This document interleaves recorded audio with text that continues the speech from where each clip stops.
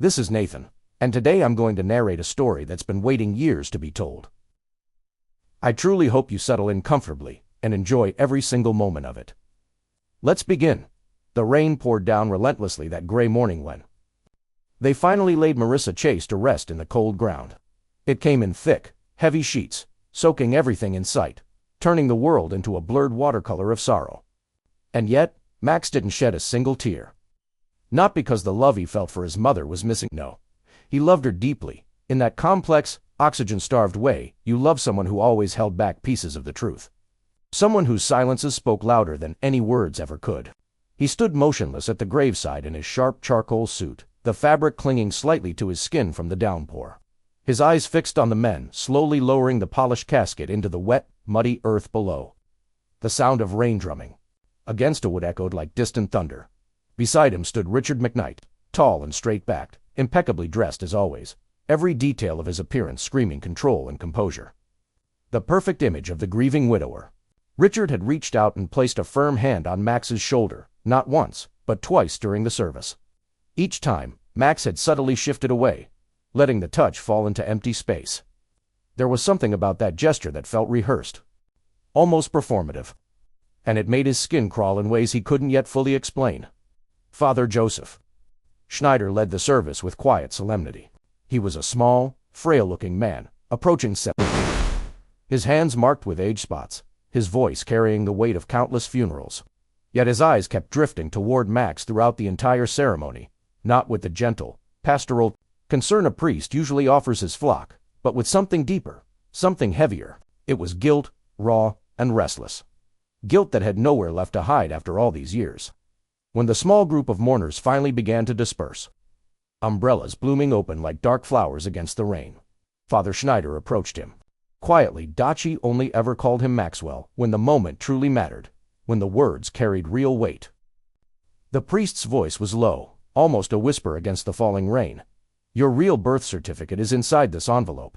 Don't open it here. Whatever you do, don't go home afterward.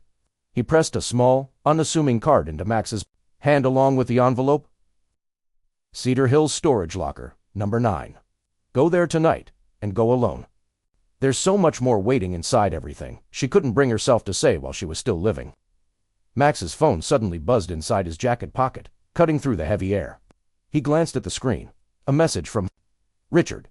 Max, don't listen to anyone at the church. Come straight home. We need to talk. He looked from the message to the priest's weathered face, then down at the envelope in his grip.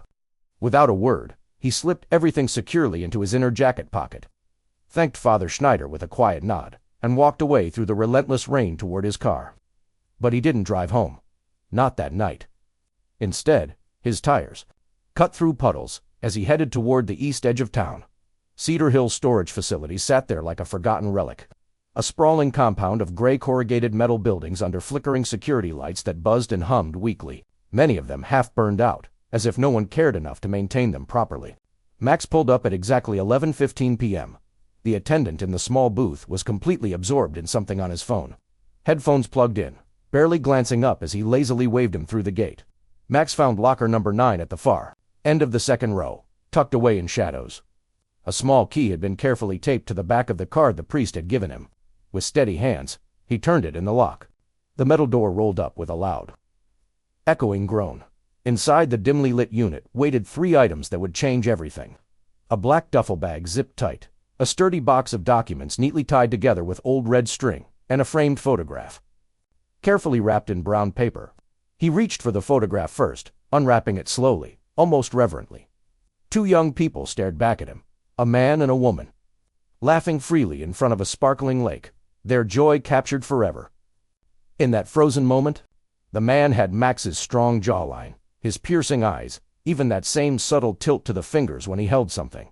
It was like looking into a mirror of a life he never knew existed.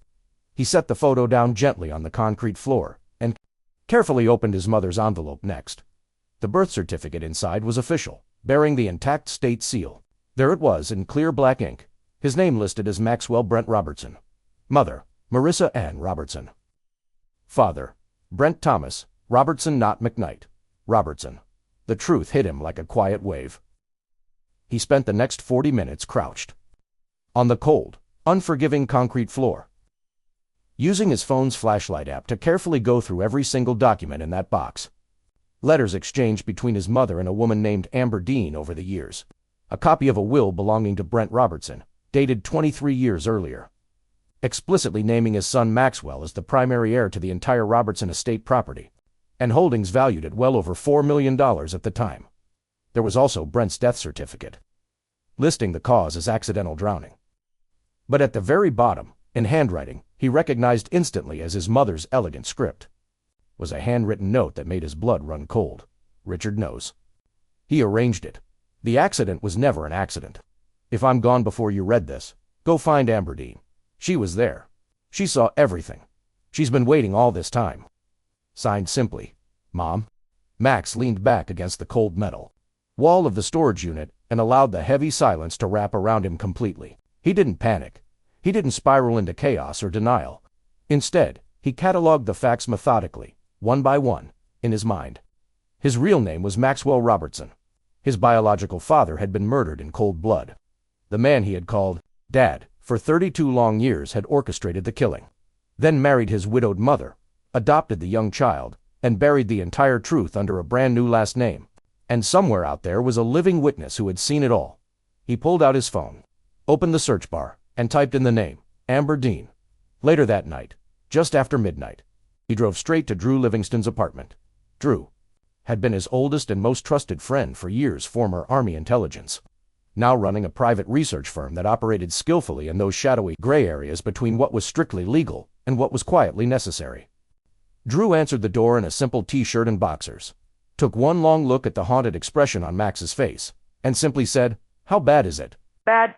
Max replied quietly as he stepped inside. Drew was the kind of man who never asked unnecessary questions until he was fully prepared to handle whatever answers came his way.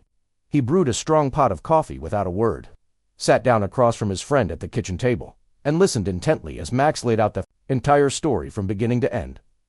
When Max finally finished speaking, Drew remained silent for a long moment, processing everything. "Richard McKnight has been practicing family law in this city for 30 years, he said at last. He has judges on speed dial, people who send him Christmas cards every year. You can't just walk into a courtroom waving around a box of old letters and a note from your deceased mother." "I'm not planning on going anywhere near a courtroom," Max replied calmly. "Not yet, anyway." He spread all the documents carefully across Drew's kitchen table, arranging them with the same precise, methodical attention to detail that he had honed over 8 intense years as an investigative journalist. He had already brought down 3 corrupt politicians and helped dissolve one entire state agency through his relentless work. He knew exactly how to construct an airtight case long before it ever reached a judge. Richard McKnight had entered Marissa Robertson's life just 8 months after Brent's suspicious death. He had married her within the year, legally adopted the toddler Max, changed the boy's name to Max Chase, and systematically dismantled the entire Robertson estate. Through a series of calculated legal maneuvers that appeared completely standard on the surface but were now clearly built on layers of fraud and the foundation of a murdered man's grave. 32 years of living as someone else's son. 32 years under the careful, controlling hands of Richard McKnight, who had shaped his life from afar, steering him away from journalism initially, cutting off tuition support when Max defaced him, keeping him financially stable enough to remain dependent, but emotionally distant enough that he never asked the dangerous questions. Richard had never truly seen a son when he looked at Max. He had only ever seen living evidence with a pulse, a potential threat that needed constant management. "Find Amber Dean," Max said firmly. "Last known location somewhere in the state." Drew pulled his laptop closer, without hesitation, and began working his magic. Meanwhile, Richard called 3 separate times before noon the next day. Max let every single call go straight to voicemail. The messages were perfectly calibrated, warm, concerned, offering understanding and explanations. "There's context you don't have, Max. Your mother was confused and emotional near the end. Come home and we'll sort through all of this together." It was the smooth voice of a man who had spent decades perfecting the art of sounding sincere while forgetting it. It all become nothing more than a well-rehearsed performance. Max spent that entire morning at the public records terminal in the main library, digging deeper and deeper. Brent Robertson had been a respected civil engineer who ran a small but highly profitable land development firm. In the year leading up to his death, he had become entangled in a serious documented dispute over a valuable waterfront parcel of land worth several times its official assessed value. The opposing party in the earliest legal filings had been redacted, but the reference numbers perfectly matched documents found in Brent's own estate records documents that had been personally handled by a newly licensed attorney at the time, named Richard McKnight. There it was, clean, undeniable, and utterly ugly all at once. Richard hadn't simply stolen the grieving widow. He had stolen the lucrative land deal, eliminated the man holding the deed, and then spent the next 3 decades carefully constructing a respectable, successful life on top of that hidden grave. True. Confirmed it all later that afternoon. Founder, Amber Dean, 61 years old, living quietly in Clover Ridge, about 40 minutes east of here. Very minimal digital footprint. No social media presence, lives a cash-and-carry lifestyle. When Drew made the call and verified who he was, Amber picked up after a long pause. Her voice was steady as she said, "I've been expecting someone to call me about this for a very long time." Max was already reaching for his car keys before the call even ended. Amber Dean lived in a modest white clapboard house at the end of a long, winding gravel road, surrounded by the kind of deliberate, peaceful quiet that people intentionally build around themselves when they have spent decades carrying heavy secrets and living in quiet fear. She was already waiting at the front door before Max could even knock. She had been watching from the window the entire time. She was a small, cautious woman with gray-streaked hair and eyes that had been holding on to painful truths for 30 long years. She invited him inside, made them both strong tea, and sat across the kitchen table from him, without offering any apologies or excuses for the weight of what she was about to share. "Brent and I were close friends during that final year before he died," she began. "We both started noticing strange things, documents moving, filings being submitted without his signature, money quietly shifting through accounts connected to a new business partner he had only recently brought into the firm." She wrapped both hands tightly around her warm mug as if seeking comfort from it. That partner was Richard McKnight. She had been out on the lake with Brent on the very day he drowned. She had witnessed a second boat approaching. Years later, she had traced its registration to a shadowy shell company. She had seen what appeared to be a heated confrontation on the water. Then Brent's boat had drifted back empty and silent.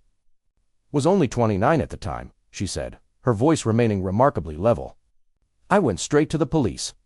One detective actually listened to me for about 20 minutes, but then he told me I was simply grieving and confused. 2 weeks later, someone broke into my apartment and went through everything. I understood exactly what that message meant. So I packed a single bag and disappeared." Max asked her gently why she had never reached out to his mother. "I did try once, about 5 years later," Amber replied. "She told me she already knew deep down. She said she couldn't prove anything, that you were just a small child, and that she was terrified of what Richard might do if she ever tried to expose him. She also said that one day she would make absolutely sure you learned the full truth. She always intended to tell you herself. Unfortunately, she simply ran out of time." Max looked down at his own hands, resting on the table, hands that now clearly belonged to Brent Robertson, just like in the old photograph. "Would you be willing to testify?" he asked. Amber Dean didn't hesitate for even a second. "I have been waiting 30 years for the chance to testify." Richard made his first countermove on Wednesday. Max was sitting in a quiet diner, finishing his coffee, when Wade Gomez, Richard's polished young junior partner, suddenly slid into the booth across from him. Wade was the type of lawyer who viewed ethics as nothing more than obstacles to navigate cleverly, rather than a moral foundation. He placed a manila folder neatly on the table. "Richard wanted me to flag a few concerns," Wade said in an easy, conversational tone. "There are some serious questions regarding your mother's mental competence during her final weeks, if anyone were to challenge documents she allegedly prepared in that period." Max didn't raise his voice even slightly. He simply looked at Wade steadily. "Do you actually know what I do for a living?" Wade blinked. "You write for some newspaper, right?" "I've spent 8 years on the investigative desk," Max replied calmly. "I have 3 major indictments and 1 completely dissolved state agency on my professional record. I now have a sworn witness who is physically present the day Brent Robertson died, a certified birth certificate proving my true identity, a complete paper trail of the estate through Richard's own firm, and a highly respected forensic estate attorney who reviewed every filing last night." He took a slow sip of his coffee. "Tell Richard I said thank you for the message. It tells me he's scared, And scared men always make critical mistakes. Wade left the booth without ever touching the folder he had brought. That same afternoon, Max called his editor, Tony Milana, tough, battle-hardened veteran who had run the investigative desk for 15 years and carried the ulcers to prove it. "I need some time off," Max told him, "and then I'm going. Need front-page space when I'm ready." Tony was quiet for a beat. "Personal story or public interest?" he asked. "Both," Max answered.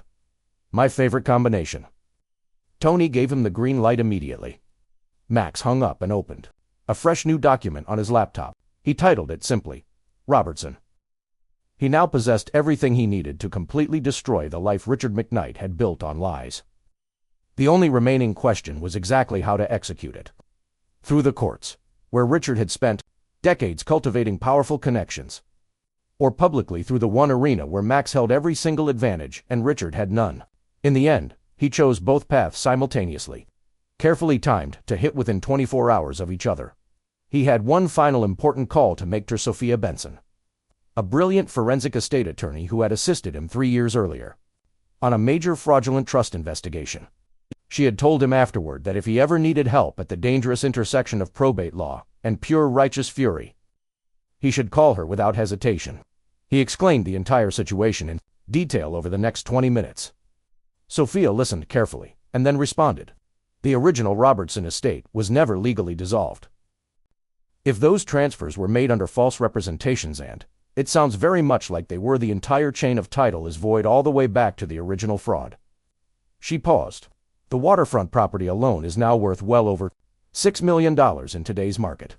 Before we even begin addressing what was stripped from the operating accounts over the years. "Can you file this week?" Max asked. "I can file Thursday morning," she confirmed. "But Richard will be notified the same day. His lawyers will be moving by noon." "That's fine," Max said. He surveyed the large wall in his apartment, where he had meticulously mapped out the full timeline using copies of documents, old photographs, key dates, and connecting red string. By the time Richard's legal team started scrambling, the story would already be exploding across the public domain. The article took 4 intense days to construct, not a simple blog post, but a full-length, deeply sourced investigative feature, running over 14,000 words. It was meticulously verified, with Amberdine's detailed first-hand account, every piece of estate documentation, the certified birth certificate, the chain of void transfers, and extensive legal commentary. From Sophia, Drew had quietly located 2 additional powerful sources: a former clerk who had left Richard's firm under very uncomfortable circumstances, and a retired detective who had worked Brent Robertson's drowning case.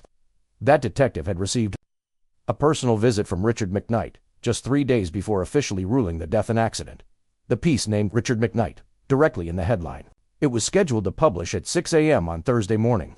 Sophia would file her legal papers at 9 a.m. before any of that happened. However, Max had one final personal thing he needed to do. He drove to Richard's large house on Wednesday evening, not to warn him, not to beg for explanations or closure, but simply to stand face to face with the man who had stolen his real name, his father, and 32 years of truth, and let him see in his eyes that it was already over. Richard answered the door, wearing his reading glasses, a glass of bourbon in hand, the very picture of a man who still believed he was untouchable. He saw Max standing there and arranged his face into practiced relief. "Max, finally. Come on in." "I'm not coming in," Max said firmly. He remained on the front step, hands relaxed in his jacket pockets. He looked at Richard dryly, looked at him the way he should have done many years earlier. There was nothing in that face, that jawline, those eyes, or that bearing that resembled him at all. He wondered how he had missed it for so long. The answer, of course, was that he had never been given any reason to truly look. Richard had made certain of that. "I came here to tell you that I know everything," Max said quietly, but clearly. "Not a version of the story. Not rumors. Everything. Brent Robertson. The land deal. The boat on the lake that day. The detective you visited 3 days before he closed the case. The shell transfers routed through your own firm." He watched as Richard's face went completely still, all the practiced warmth draining away like water from a shattered vessel. "I have a living witness. I have the complete paper trail. I have a forensic estate attorney who spent last night going through every single filing." Richard took a slow, deliberate sip of his bourbon. When he finally spoke, His voice was almost admirably steady. "Those are very serious allegations. They stopped being mere allegations the moment I received the certified copies." Max tilted his head slightly. "I wanted you to hear it directly from me, face to face. Because you spent 32 years looking me in the eye and lying every single day. I thought you deserved to finally know what that feels like from the other side." He turned and walked back to his car without another word. Behind him, the front door closed quietly. Then, a few seconds later, came the muffled crash of something shattering against the floor glass, perhaps, or the sound of a man's carefully constructed world beginning to collapse. Max drove home and, for the first time in years, slept deeply and peacefully through the night. The article published at 6:03 a.m. on Thursday morning. By 8 a.m., it had already been shared over 1,000 times across platforms. By 10 a.m., regional news stations were covering it as a rapidly developing major story. By noon, Richard McKnight's law firm had issued a statement calling the article defamatory and completely baseless. That statement lasted roughly 4 hours before it was quietly taken down once it became obvious that the 23 supporting documents attached to the piece were irrefutable. Sophia filed the estate claim at 9 a.m. as planned. The documents landed powerfully in probate court, with full, overwhelming support fraudulent transfers exposed. The broken chain of title revealed. Amberdine's sworn affidavit included. A separate criminal referral based on the same evidence package reached the state attorney's office before lunch. Wade Gomez resigned from the firm by noon that day. His resignation letter, which somehow found its way to editor Tony Mon's desk by afternoon, cited irreconcilable ethical concerns without going into detail. He didn't need to. Everyone already understood. The retired detective gave an emotional statement to a local news crew outside his home at 2 p.m. He admitted he had made a terrible mistake. That a powerful man had spoken to him privately, and that he was sorry it had taken this long for the truth to come out. Richard McKnight was arrested at his office at 4:40 p.m. that afternoon on 2 initial charges: fraud and obstruction of justice. The district attorney's office had already opened a separate, deeper inquiry into the true circumstances surrounding Brent Robertson's death, an inquiry that, given the mountain of evidence now assembled, was unlikely to end with mere paperwork. Max watched the arrest footage on his phone while sitting in the same diner parking lot where Wade Gomez had tried to intimidate him just 9 days earlier. He felt no explosive triumph, no overwhelming rage. Instead, he experienced something quieter and deeper, a profound settling, like a long overdue debt finally being entered into the correct ledger after decades of imbalance. Drew called him shortly afterward. "How are you holding up?" "Strange," Max answered honestly. "Like I've been carrying something incredibly heavy for a very long time, and now my hands don't quite know what to do with themselves now that the weight is gone." "That feeling passes," Drew assured him. After a pause, he asked, "What are you going to do with the name?" The estate claim would take many months, possibly even longer, to fully resolve, but Sophia was confident in the outcome. Max had never needed the money to understand who he truly was. The name, however, was something far more personal. Maxwell. "Brent Robertson," he said softly, testing the weight of it there in the parking lot. It felt right. It fit perfectly. It had always been his, even through those 32 years when the world had told him otherwise. "Robertson," he repeated with quiet certainty. "I'm going to use Robertson from now on." He put his phone away and looked east toward the road that led to Clover Ridge. He had promised Amberdine a proper, unhurried conversation over something much stronger than tea. She had waited 3 full decades for the truth to finally surface and for justice to begin its slow work. She deserved to hear directly from him, in person, exactly how it had all ended, how it felt now, and that every single moment of her long wait had ultimately counted for something meaningful. He got into his car, started the engine, and drove toward the setting sun. For the first time in as long as he could remember, the road stretching out ahead felt completely and entirely his own.